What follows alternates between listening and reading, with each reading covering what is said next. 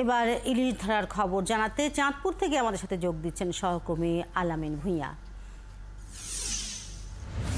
আলামিন, চাঁদপুরের মেঘনায় ইলিশ শিকারে গিয়ে জেলেরা কেমন মাছ পাচ্ছেন জানতে চাই। ধার দেনা করে নৌকা জাল প্রস্তুতের পর যে মাছ পাওয়া যাচ্ছে তা বিক্রি করে টাকা উঠছে কিনা, কি বলছেন জেলেরা? আরও জানতে চাই যে আড়তদাররা কেমন দামে ইলিশ বিক্রি করছেন।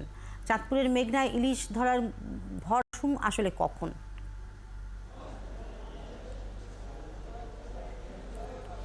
ধন্যবাদ।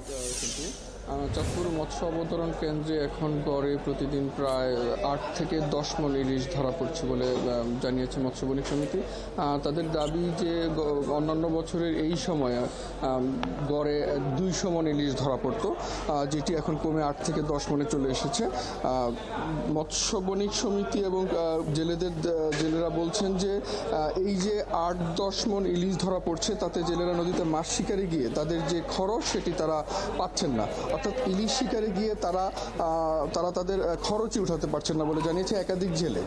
তারা বলছেন যে ইলিশের প্রকৃত সিজন যখন শুরু হবে তখন হয়তো মাছ বেশি ধরা পড়বে, আর যখন বেশি ধরা পড়বে তখন হয়তো মাছের দামটাও কমে আসবে, অর্থাৎ ইলিশ ধরার ভরা মৌসুম না আসা পর্যন্ত গড়ে এই পরিমাণ ইলিশই ধরা পড়বে বলে তারা আশঙ্কা করছেন জেলে এবং আড়তদাররা।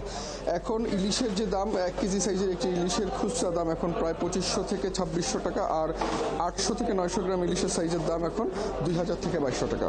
এর চাইতে আর একটু ছোট যে ইলিশ, অর্থাৎ 600 থেকে 700 গ্রাম সাইজের যে ইলিশ, সেটির খুচরা দাম এখন প্রায় 1500 থেকে 1600 টাকা।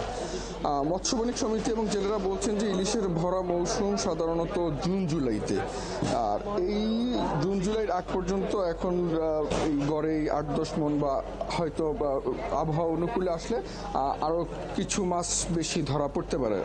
ইলিশের যে অনুকূল পরিবেশ সেটি না আসা পর্যন্ত গড়ে এরকমটাই ধরা পড়বেন বলে জানিয়েছে মৎস্য সংশ্লিষ্টরা। শিল্পী, আপনি রয়েছেন সেখানে, আবারও নিশ্চয়ই আরও তথ্য জানাতে যুক্ত হবেন আমাদের সাথে।